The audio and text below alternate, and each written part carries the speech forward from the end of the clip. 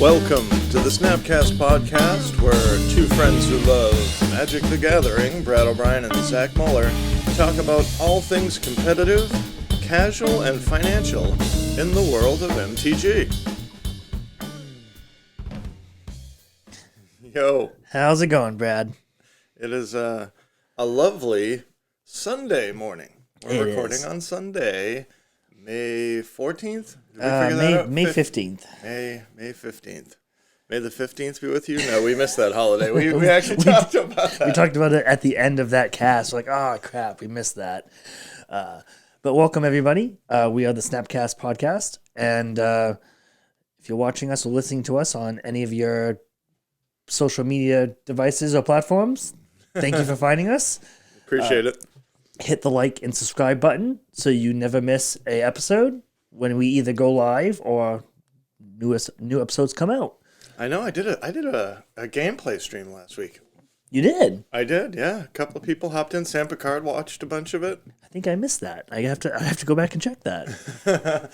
Well, I joked about it a few weeks ago, but Explorer is a thing. It is. I actually got into a small internet argument with somebody over a shit post I put on the Masters of Modern Facebook group. I think I saw your post and I didn't bother to check comments, so I don't know what happened. Yeah, jumping right into it, it's old news at this point, but there was a ban announced in Explorer that took out Winota. Yep. And Lotus Field. And to say that the two combo decks got the axe is very reminiscent of actual Pioneer. So and a lot of people were freaking out that follow that stuff saying, oh, this is just going to happen in Pioneer. Expect this to come in Pioneer. But WotC had said, with Explorer, which is Pioneer Light on Arena, they're going to have to manage that a little differently until all of the card options are available, right? Correct. And it's good that you point that out because they put that in the article itself, right? That it is Pioneer Light, basically, until we can have the full set of Pioneer, things will be handled a little bit differently. Now, with that being said, I personally still think Winota will still be banned in Pioneer. Yeah. Probably not until after the first Pro Tour that we have, though. Right? Because Pioneer, now that it's coming to the Pro Tour in February of next year, we'll actually get to see pro players, experienced players, play this format, experiment with it, etc. And come that first Pro Tour, they will probably make adjustments that winter. And they can decide then if Winota is still stupid, then maybe we'll do something. But what I saw were all of these people going, what's Explorer? What's Explorer? Oh, that's Arena. I don't give a shit about what happens on Arena. Yep. And I know a lot of people have that feeling. Like there are certainly flaws with the program, but it looks good, it's easy to play, and it's bringing people in. So I'm not fighting on that fight, but I made a stupid winter is coming meme that said, what is it? Brace yourselves. The what's Explorer shitposts are coming. And the first comment was, is it a shitpost if I don't pay attention to every single thing WotC does every day? Yeah. And I said, if you take time out of your life to see a post that says there was a ban in the format Explorer and you're a Magic the Gathering player, can you not figure out there's a format called Explorer?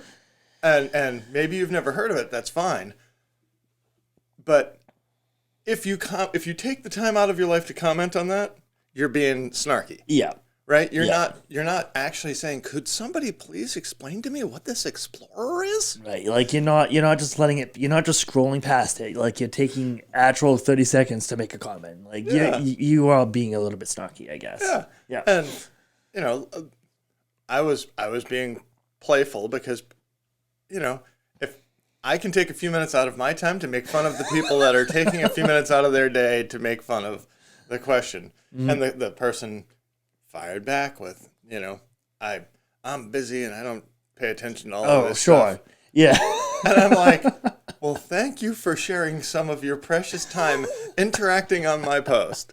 Like, if you're really that busy, what are you doing?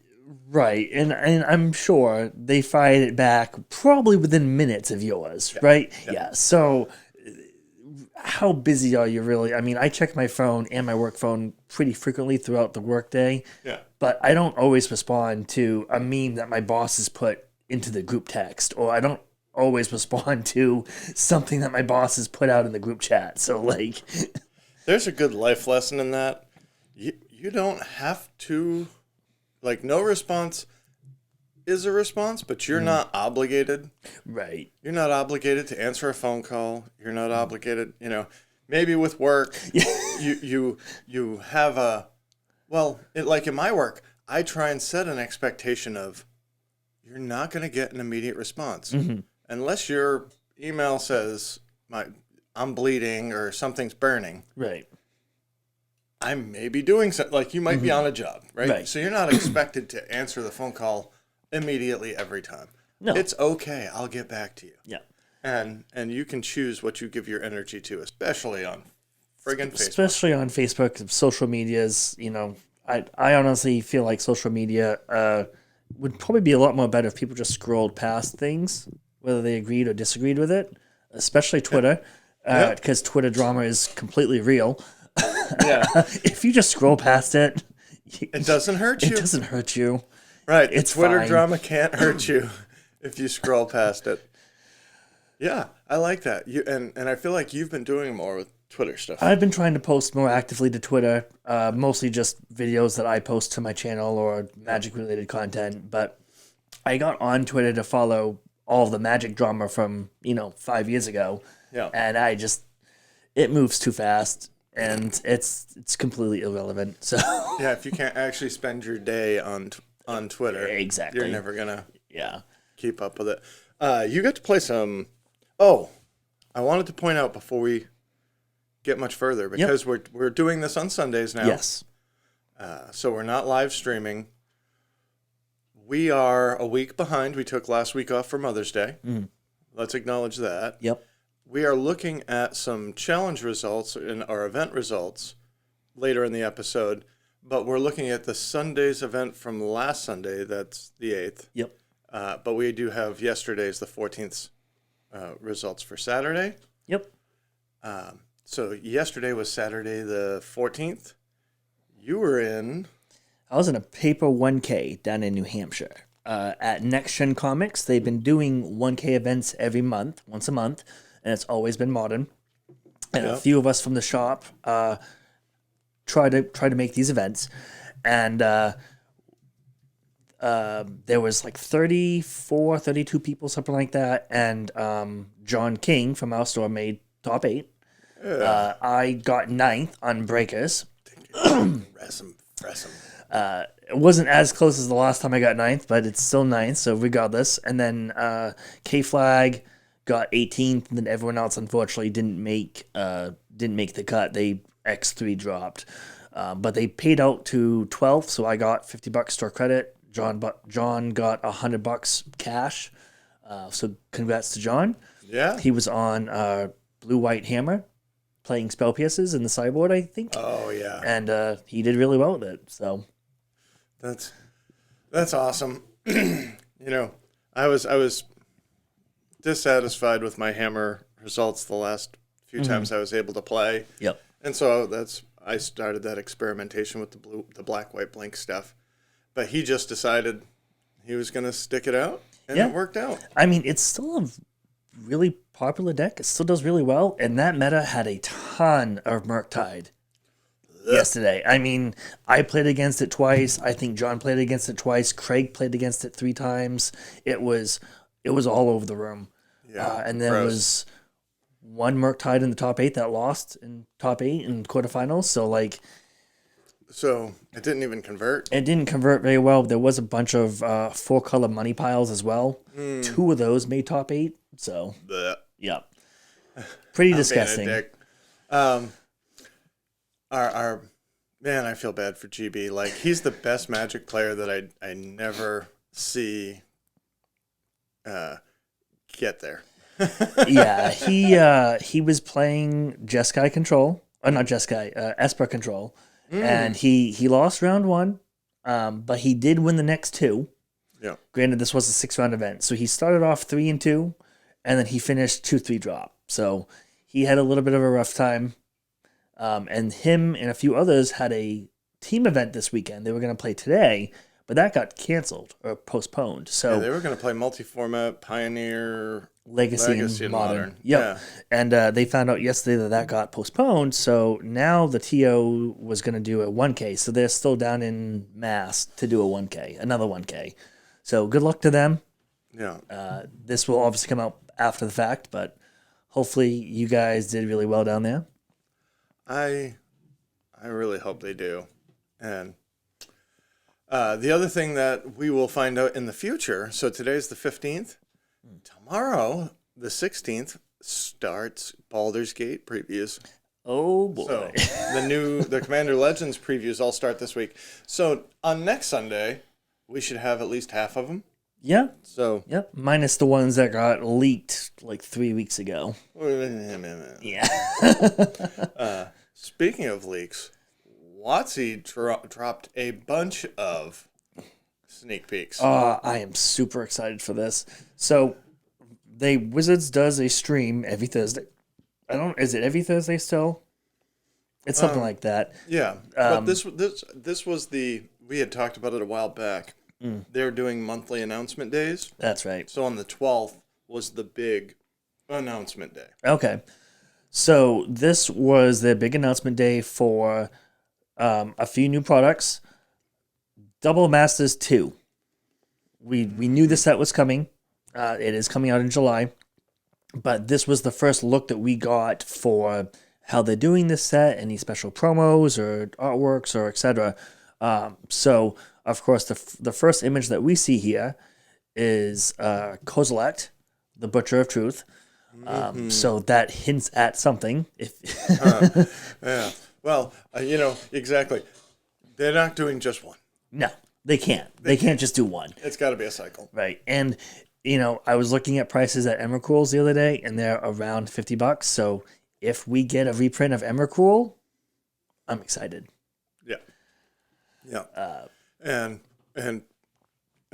I know we keep going on tangents. Yeah. Braden Kohler messaged me. He's like, so, do you think I should sell my Kozileks? I would say, if you see a card that's going to be reprinted and you don't have the very first printing. Yep. So if you've, I don't Rise of the Eldrazi, what was the first printing? I don't even know. Zendikar. Sorry. And then have we had another reprint of Kozilek since then? I think there was one in one of the Eternal sets. One of the spin-offs. Hey, look, we're child friendly over here. Inside joke. Inside joke for those. Kozilek. Oh God. Yeah. So that's the original Double Master? No, that's this coming one. So we've got. It was reprinted in Ultimate Masters as a box topper, Modern Masters, and Rise of the Eldrazi. Okay. So here's the thing. If you have Rise of the Eldrazi Kozileks and you like the card, I'd keep it.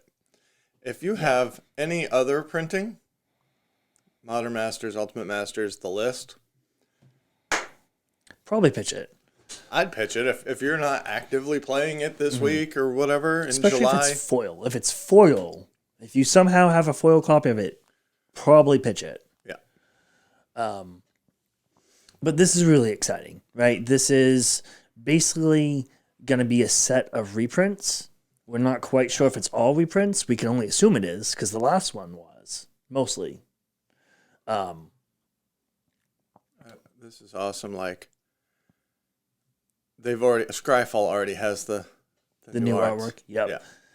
All right.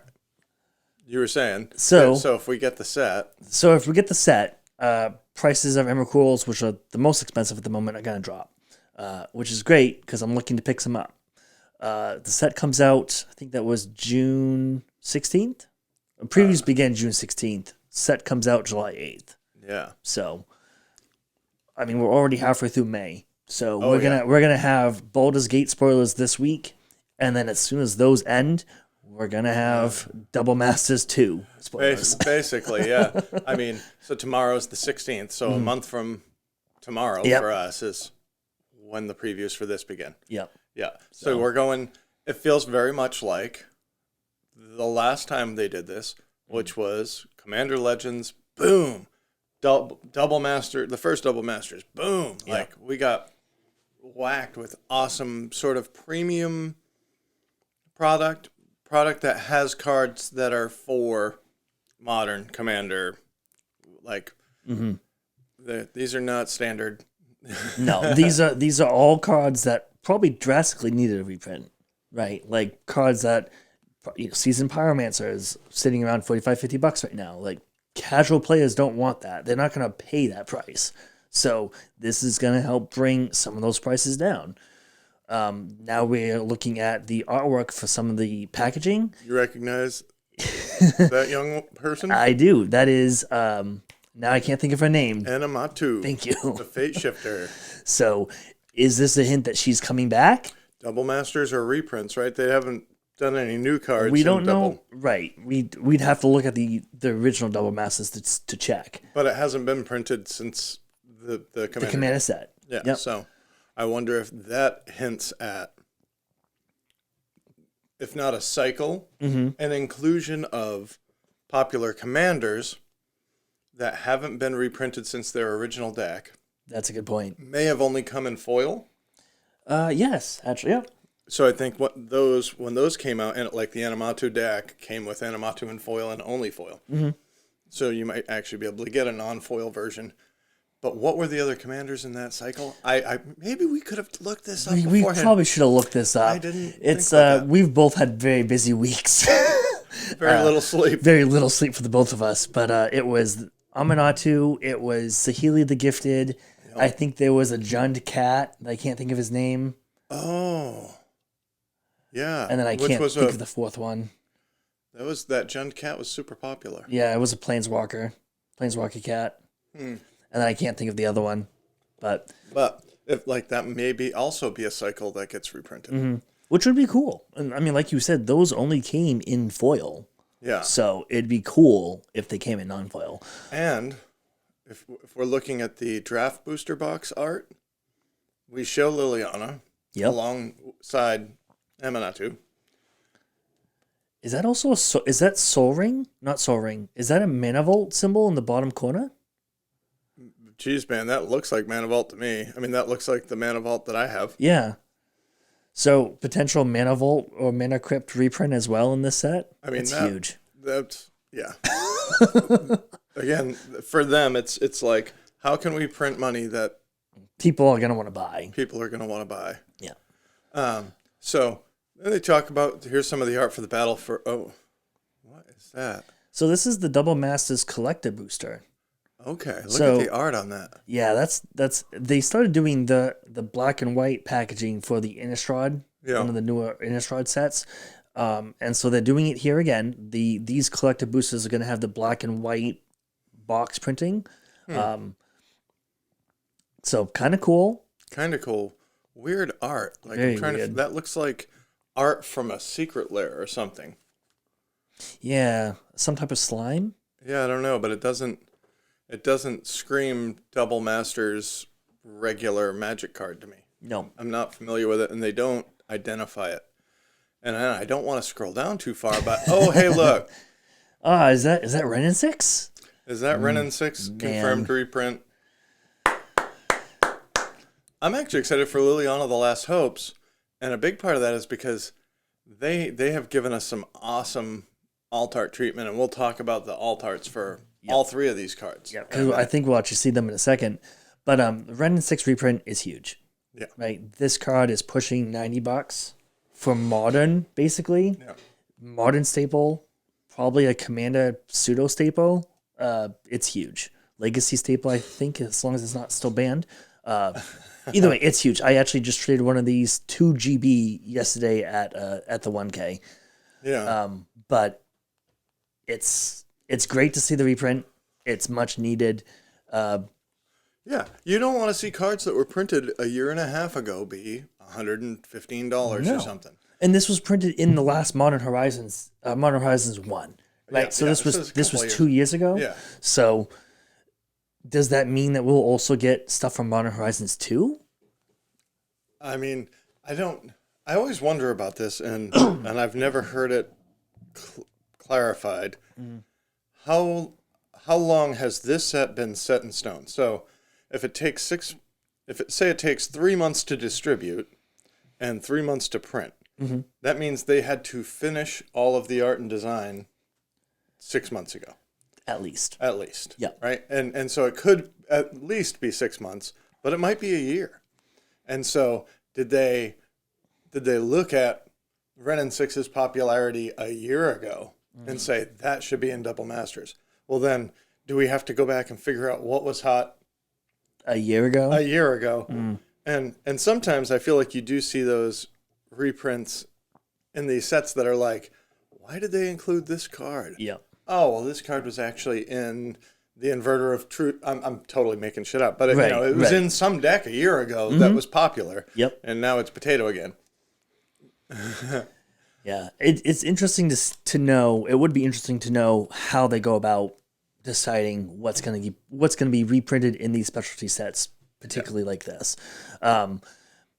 So that's really exciting. And then here we see 2 other reprints, both with different artworks. Weathered Wayfarer and Bring to Light. I'm really excited to see the artwork for Bring to Light because it's Merfolk based. I don't play the card, but it looks really sweet. So I'll probably have to pick up some of those. And then Weathered Wayfarer, I believe it's just a EDH staple. For sure. So, and Bring to Light sees play in Modern and EDH. So yeah, and it's funny, Weathered Wayfarer was not an expensive card, but also not a cheap card. Yeah. And Bring to Light was dirt cheap. But as far as doing promos, they're both going to be beautiful. There are also multiple arts of these. Yes. So these are the promo arts. There will also be other art versions in the set. It's cool because there's never been a foil Weathered Wayfarer. Nope. Because it's a very old card, isn't it? Let me think. 8th edition and something else. I'm so bad at this. This is why Scryfall exists. Like, you just can't know. Weathered Wayfarer. So, Onslaught and 9th. Okay. And then that's Magic Online. Oh, there was a Mystery Booster, but that was the Onslaught art. Yeah. So, technically it has had a reprint, but Mystery Boosters are even different than the list. Yeah. So the oldest printing you're looking at for that is Onslaught, and it's currently, according to Scryfall, sitting at around $11-12. So not, as you said, not like super expensive, but not also super cheap. Right. So and for a card that basically every white EDH deck wants because ramp is so hard to get. Yep. This is the old white mana ramp. So I always forget how this setup works. Before we go on to looking at that, do we want to look at some of the art treatments from? Oh, we should do that. Yep. Let's try not to jump around too much. Yeah. So Brad had mentioned that this Double Masters 2 set is getting special artwork for some of the cards. They did spoil those, and we're bringing them up on screen here shortly. So on the left, you have the regular one. On the right, you have, I assume it's a new foil etched treatment. It's going to be more like the Pokemon ones, where the etched foils, you probably haven't seen them, Brad, but the etched Pokemon cards look really good in person, and supposedly that's how these ones are going to look. And then they have new borderless, and the borderless have new artwork. Ugh. I love this co-select. Like, this is really sweet, and if all the Eldrazi are similar to this, then I'm set. Like, right. This is now what they've done is, I don't care about the Eldrazi by and large, but I want one of each of this art. yeah. Like, I want to have... You want to have the trio Yeah. in this fancy artwork so that you can then frame it on your wall or something. Yeah, because that is pretty spicy. And, you know, the idea that the Titans are these terrifying creatures really didn't get that in the, you know, the art that you see on the left and right. Yep. But in the middle is like, that's kind of a horrifying looking thing. Yep. And I'm not a horror movie fan or whatever, but it's just striking when you see those two side by side. Even if it had a border, that art is so much more makes a feeling. Yeah, I really like it. And I'm excited to see what the other ones will look like. Yeah. Right. So Renin 6, this is the middle one again, is the borderless alternate artwork. This is really cool. And then the right is, if you notice the coloring on it, it's a little bit darker, and the paneling on the tech boxes is a little bit different. So, but the one on the right is again etched. The one on the left is regular, and the middle one's borderless. So one of the things that, and I didn't see this posted anywhere, and this somebody may know. When you get 3 variants like this, they show up in different frequencies in collector boosters and regular boosters. Yep. They also make all of them more rare. Yep. So, you know, if in a set booster, there's one. Well, this has 2 rare / mythic slots because it's 2 X Masters, whatever. So, you know, somebody could get the crazy regular Renin 6, borderless Renin 6 pack. That could happen. Yep. But if there's only so many Renin 6s printed, it's divided by 3. Right. And Magic players being stingy with their play sets, they want everything to match. So if you have the original Renin 6, you can sell it now. That's probably a good idea. But if you wait for this set to come out, the price might actually stabilize or even go back up because people are going to want playsets that all match. Yep. So if people are starting to pick up the borderless ones, the OGs might still maintain a $50 to $60 price tag. Yeah. Yeah, they might cut down to half. Yeah. Yeah, I think that's a reasonable expectation. I think, you know, if Renin 6s drop below $50, that's probably a good time to scoop them up. And then if ultimately they get to $40 and you go, Brad, you screwed me over, Brad's going to say, wait a year, and they'll be back to $75. Yeah. Because it is so ubiquitous. Like, the only reason why more people aren't playing with Renin 6s is because more people can't get Renin 6s. Right. Well, but think of Tormoglyph, right? It used to be the best creature in Modern. Yeah. Got printed into the ground through all these master sets. And there was maybe 1 or 2 different artworks throughout the sets. Yeah. And the price dropped. And it dropped. But people were still buying play sets of those. It was the best card in Modern, best creature. But they wanted the play sets to match. And they want their play sets to match. And they really did have to print it. Like, that was a confluence of events where they reprinted it, price came down a little bit, price went back up. They reprinted it again, the price came down way more and came up a little bit. But then really people have stopped playing it in Modern. They did. So there isn't a current, like, there's so many of them out there that when somebody gets the itch to try, you know, a old school Jund or whatever, they can find them. I think they're about $25 now, maybe $30 actually. Crazy. It is. They are significantly cheaper than what they were 12 years ago. But they've had 4 reprints, 5 reprints. They've had a lot of reprints. Yeah. Future Sight, Modern Masters 2015, 17, Ultimate Masters, Time Spiral Remastered. Yeah. And so, yeah, the first Modern Masters is $25. The Future Sights are still $50. Because that's the OG. Because that's the OG, and we talked about that earlier. Like, if you have the first printing, that'll hold better value. Like, that's a more stable value proposition. Yep. And it was on the list. And it's on the list, too. With the Future Sight art. Yeah, so when we say this one was printed into the ground, it was literally printed into the ground.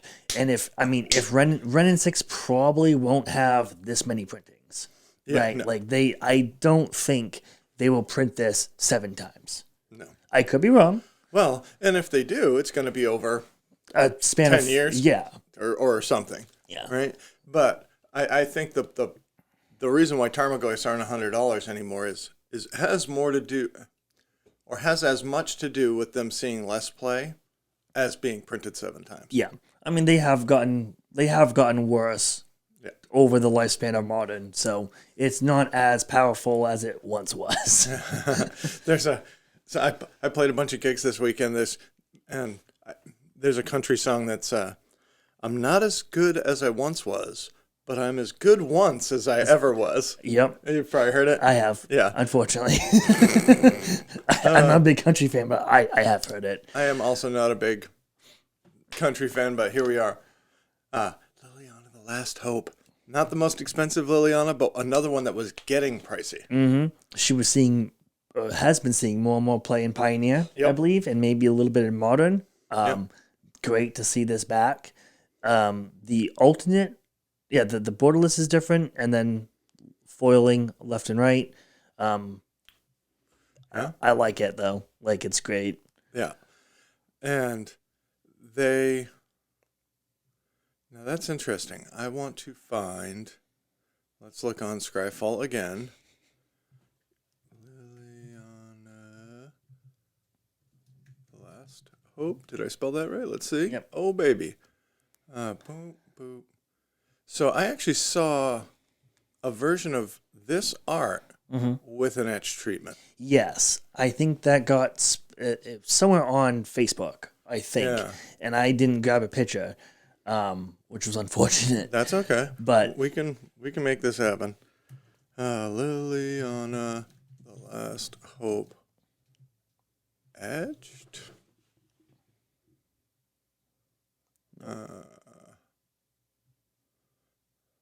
Foil etched / textured. So they've already. Oh, and that's this art. That's not. Yep. On Goldfish, let's see. No, that's still the same art. So weird. Let's try. Our listeners are listening to me rumble. I'll show you what I'm looking at for those on YouTube. I think that's it right there, actually. Yeah. That looks very familiar. And this is from Magic Official. So posted to the Magic the Gathering Wizards Twitter page is what the etched foils are going to look like. And this is very similar to how Pokemon does their etched foils. Oh, yeah. And it looks a lot better than the previous etched that they've done. Yeah, they're calling this textured. Yep. And look at the way the light, they're moving like a light over the card. They're not moving the card like a lot of times when somebody shows you a foil, they move the card. Mm-hmm. Yeah, they're moving the light in this one. So that looks really, really clean. And I can't wait to get those in physical. Yeah, I want that in my hands right now. Because that was a card that I was thinking about in that Grease Fang brew originally, because it has the self-mill option. Yep. And then it can put a creature back in your hand. So overall, I think double bubble is very enticing. Like they're pushing all of the Magic player buttons. Mm-hmm. And I think the set's gonna sell out, so it'll fly off the shelves. Let's look at these. Let's look at these promos really quick, and then we can go through some deck lists. Yeah, we'll look at some events. So with Double Masters coming out, there will be in-store events, and there will be promos for those events, and they get it's like hotter, hottest. Yeah, I'd agree with that. So store championships, they did this back in December. It's a format of the store's choice, then you play, and then just by playing in it, you get a promo. Top 8 gets a different promo. The winner gets a new one.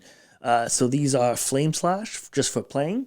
Yep. Archmage's Charm for top 8, and then a full art textless Dark Confidant, which another card that's been printed into the ground and doesn't see as much play anymore, but it is still really, really cool. I mean, there's some Edgar Allan Poe shit going on here, pardon my language, in this textless Bob.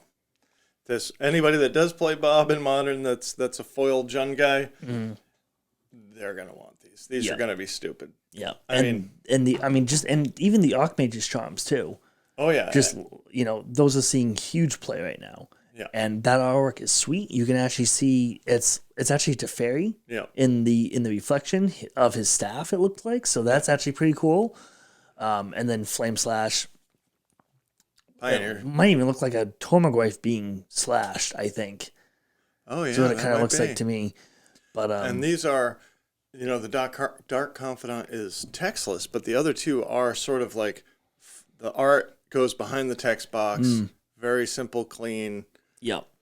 It's almost, you could almost say that they're full art, but they've got the text box and borders imprinted on the front of the artwork.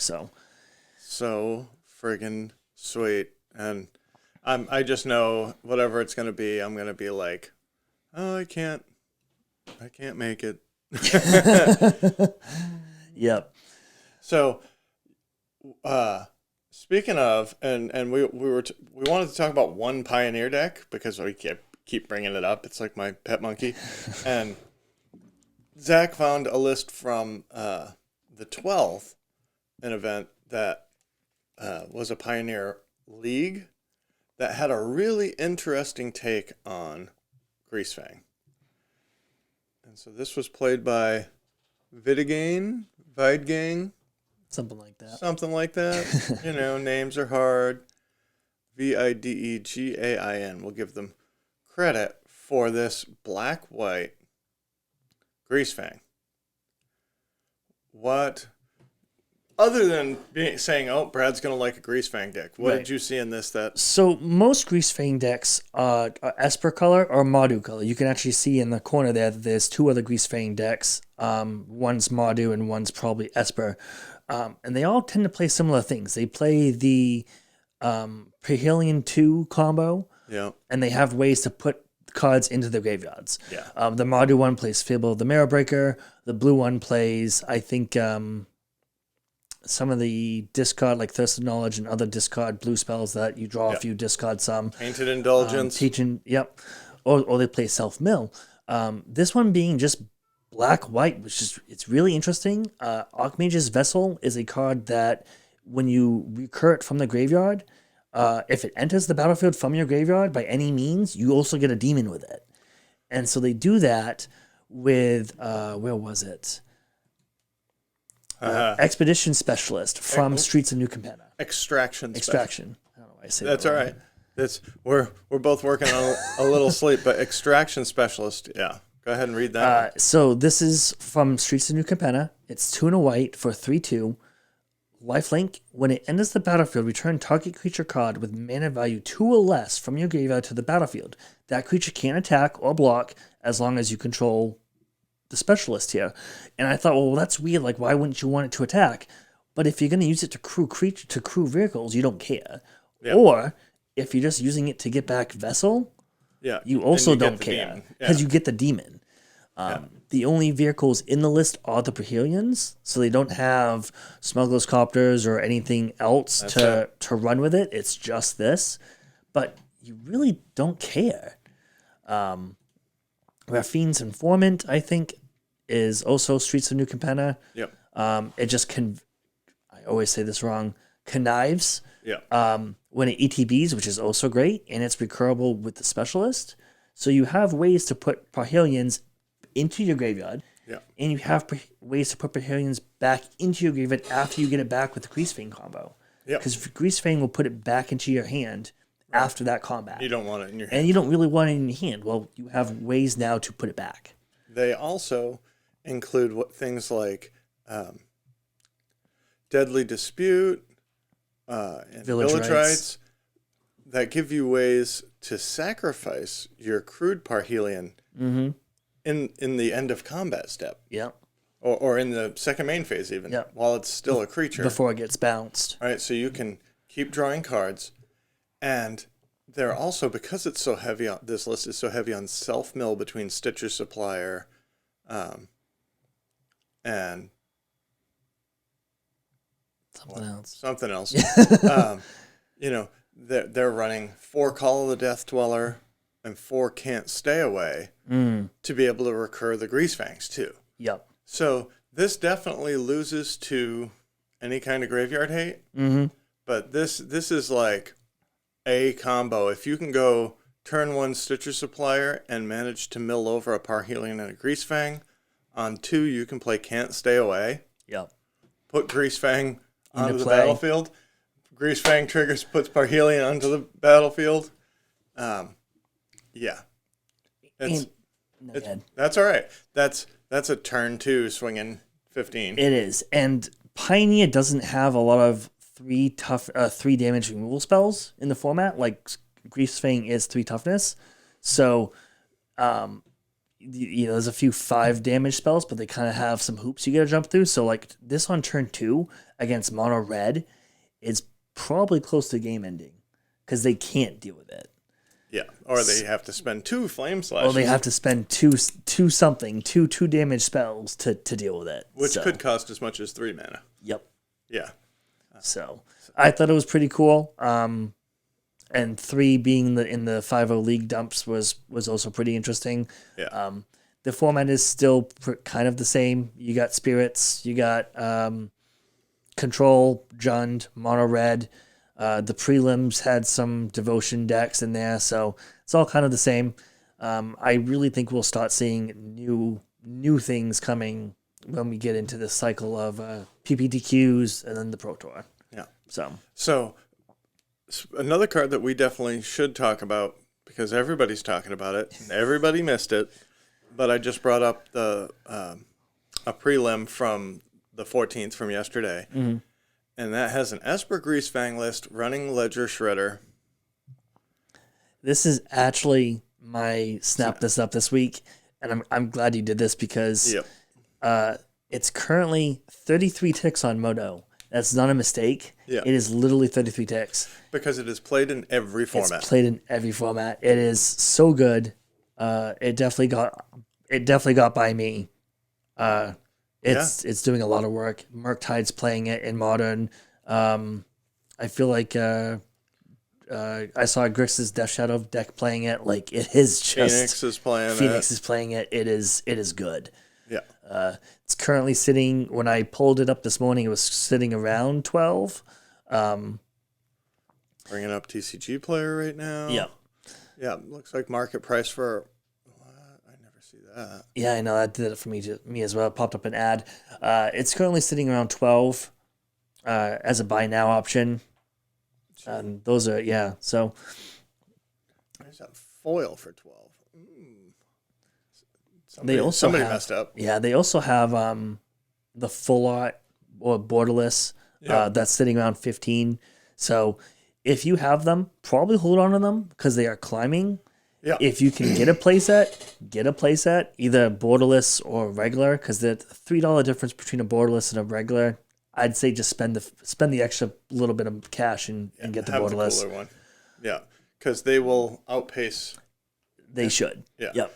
And you can see right here where the price graph is like, oh, this card is pretty good. Like Aspiring Spike, literally spiked with it. Yep.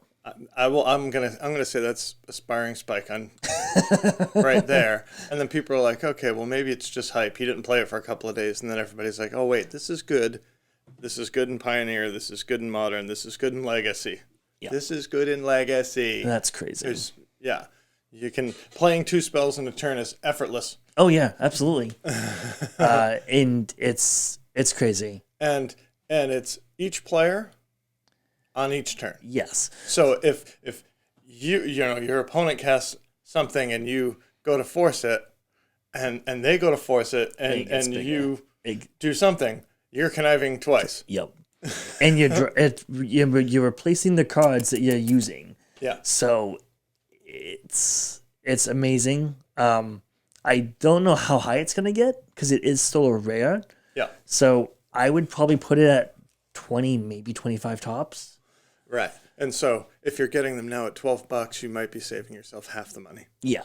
And I saw that you had put this as your snap, and I was 100% in favor. And I was like, I wonder how long it's going to take us before we see this in a list. Yeah. And it just... It's pretty much instant. I actually traded 2 to K-Flag this weekend as well for 12 a piece. Yeah. Because I'm not going to use them. But yeah, and he needs them. And he needs them. Yeah. But definitely something to keep your eye out on. It's going to do great things in Pioneer and in Modern. Friggin' grease fang. So, speaking of Modern, we had the Modern Challenge from last Sunday. Yep. And I'm going to scoot right down to our archetype breakdown. What did Modern look like last Sunday? So last Sunday, this one had 7 blue-red Murktide, 5 red-white burn, 3 hammer, blue and white, 2 footfalls, 2 sagas, so 1 Jun saga, 1 Naya saga, which is interesting, 2 calibrated blasts, Yep. 2 blue-white Urza's Affinity, 2 Amulet Titan, 1 Jeskai Control, 1 Living End, 1 Jeskai Oswald. Oh, Oswald Fiddlebender. Yeah. Oh, baby, I want to look at that. 1 blue-white Prowess, 1 full-color Blink, 1 black-green Yawgmoth, and 1 red-green Wish Shift. Nice pronunciation there. I try. Witch shit. I mean, wish. I mean, Yeah. wishy-washy. Wish shift.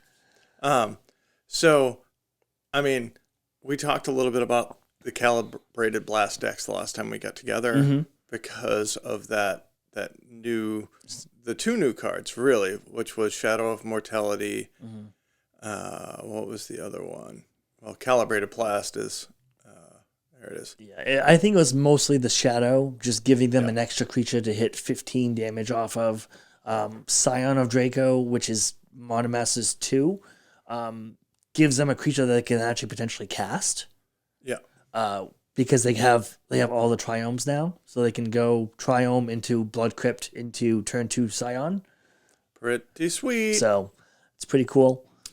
Yeah, and you see they are running the new Spars headquarters, also running Ottawaras. They're running 4 Gemstone Caverns. They want to be able to do this on turn 2. If they are on the draw and they lead with Gemstone Caverns, they get to do this on turn 2. Whoa. They will be, future players that want to play this deck will be very happy to see a reprint of Emrakul. So this is, if we see this in another event or 2 before Double comes out, I might be looking at, like, okay, maybe Scion of Draco from the original Modern Horizons has somewhere to go. Yep. And you can get a lot of these in the full art borderless cards from those sets. A lot of the MH2 stuff, a lot of the MH stuff, all the new Triomes and the Cycle Lands, the Ottawaras, the Besejus. You can get them all in almost premium artwork styles. Yeah. So Sun-scorched deserts, baby. Nobody thought that those would be making a play in Modern, but getting your opponent down every little bit. Yep. So that's cool. Calibrated blast. What do we have? So you wanted to look at the Oswald deck that's 4th place. Fourth place. Yep. With Jinganta as a companion, it looks like.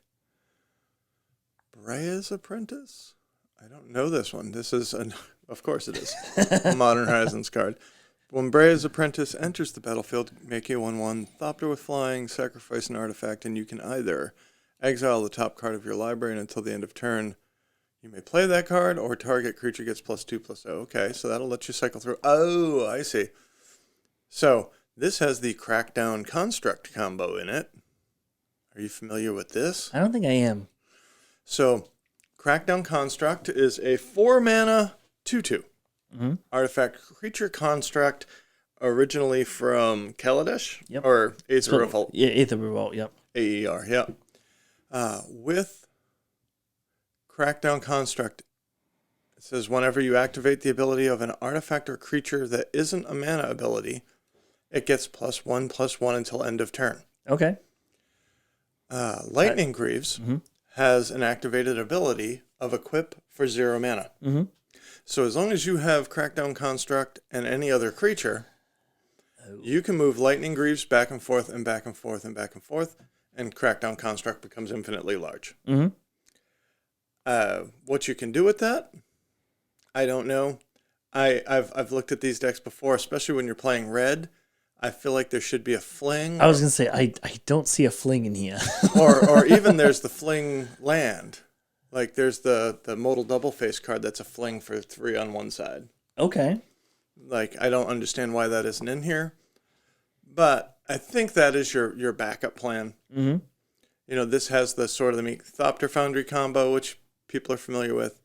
A whole slew of targets for your Urza Saga. So I'm like, yep. They were off the screen. I'm like, this must run Urza Saga. Come on now. What does Fiddlebender read? So Fiddlebender says it's a 1 and a white 2/2. If you pay white, tap it, and sacrifice an artifact, you can pod artifacts. Okay. So for people that are not familiar, that means you sacrifice that artifact card with mana value equal. You can go up 1 CMC. Yep. The value of the one you sacrifice. Okay. And so, you know, if you sacrifice your portable hole, you can go and get your Lightning Greaves. Mm-hmm. If you sacrifice your Lightning Greaves, you can get your Nettle Cyst. Yep. You know, but it's also a way to like put a Halo Fountain into play from your deck. Mm-hmm. Well, I see a lot of 1s. I see a few 2s and 3s. I see a Battle Skull, which is 5, and a Caldera Complete, which is 7. Yeah. But like Sword of the Meek and Thopter Foundry, those are only 3s. Yeah. So they can't necessarily pod up 2s. So they can't easily essentially pod their way up to Caldera Complete. No, Caldera Complete is just a concession to if you're playing for Stoneforge Mystic, if you have an uncontested turn 2 Stoneforge and put Caldera in your hand. Yep. Okay. Fair enough. Yeah. It's just an unbeatable thing, like that having that explosive potential. So that's not. I agree that doesn't look like it fits with any kind of combo plan. Yeah, but I mean, if you're playing Stoneforge, your immediate go-tos are Battle Skull and Caldera Complete. So 100%. That makes sense. Yeah. Well, it looks like a really sweet list. I mean, there's a lot of one of Silver Bullet artifacts here. Yep. And you're running Goblin Engineer, so if you've already pitched a artifact that you want back, you can recur it. Yep. Which is probably really nice. Yeah, if you sacrifice something to Fiddlebender to get an answer to to get a portable hole or something, or you can get it, you can get them back. Yeah. Okay. Or if you used a Gal. Oh, I'm thinking of what's the one where you sacrifice an artifact to do? I don't know, but they have Pirate Spellbomb, which is basically the same thing as Galv Blast. Yeah. So. That's a sweet deck. It does get Alpine Moon on the side, Jengantha, Ratchet Bomb, Spell Pierce, Test of Talents. Counter target instant or sorcery spell. Search its controller's graveyard, hand, and library for any number of cards with the same name and exile them. Yep. Woo! Really good against Living End, Rhinos, Wish Shift, stuff like that. Guess Scape Shift more. Scape Shift didn't even Bring to Light. You can hit it with Bring to Light and just take all their Bring to Lights away. For 2 mana. Yep. I mean, it's a negate with way upside. Yep. Yeah, I mean they might draw a card for any copies that they had in hand. Mm-hmm. But if they're casting one, probably don't have a second one in their hand. And if they do, and it's their game-winning card, I'd rather them have a random one. Mm-hmm. Most likely a land. Yep. I'm surprised that this card doesn't see more play. This actually might.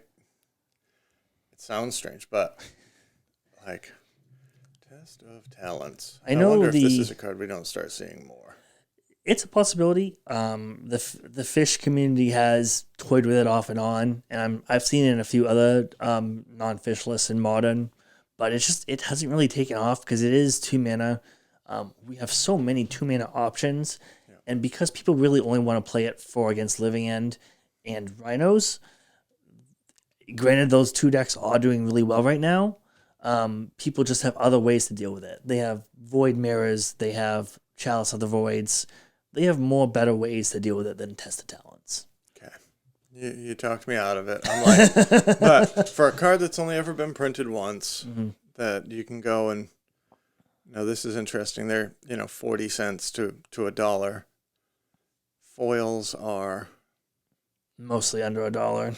Mostly under $1, although I always say, what does it actually cost to get a play set? $3. Sorry, $6. $6, yeah. No, $8. 2, 4, 6, 8. Well, if you're looking at the cheapest one, yeah. Yeah, and I'm like, so $1.20, you got $4.80 plus shipping. Yeah. Yeah. But still, like, I don't know. That's super powerful. I mean, the thing that this card will never benefit from is it's awful in EDH. Yes. Yeah. Yeah. This would mostly be just a constructed card. It does only hit instants and sorceries, so it doesn't hit planeswalkers, doesn't hit artifacts. Yeah. So maybe just alt forever a good sideboard card if the meta becomes spell based combo. Yep. Okay. I'm off it. I love this. First place, Jeskai Control. I'd rather see that than the second place, Murktide, Yep. Living End, Oswald, Murktide, Red White Burn, Murktide, Footfalls. 3 Murktides in the top 8, and then we had, I think it was 7 in the top 32. Yeah. That's and crazy. People are like, we need to ban Ren and 6. Like, what?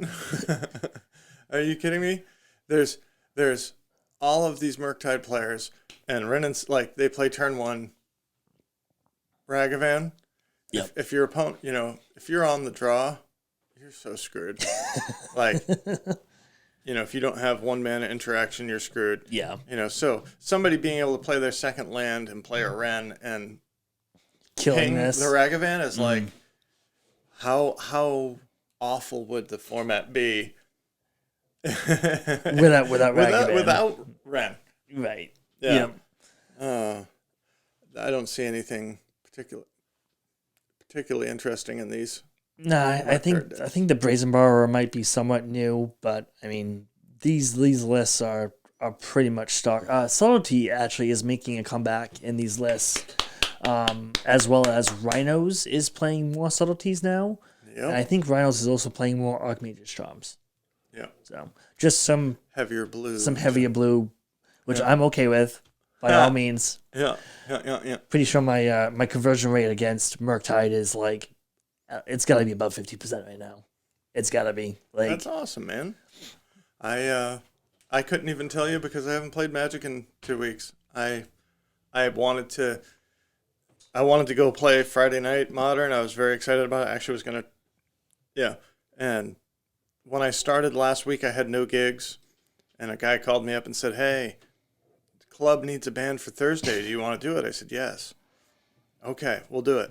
And he called me the next day and he goes, "Hey, I was doing a duo gig Friday night, but their main band canceled. So they asked us if we could just play with the whole band. You want to play?" Sure. So now I got a gig Thursday and Friday.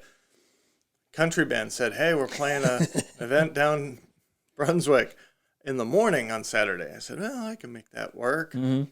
Yeah, I'll do that with you guys. And then one of my favorite places to play right here in Bangor, they're totally renovating their outdoor music space. Oh, They nice. built a new stage. Yep. They're putting awnings over everything.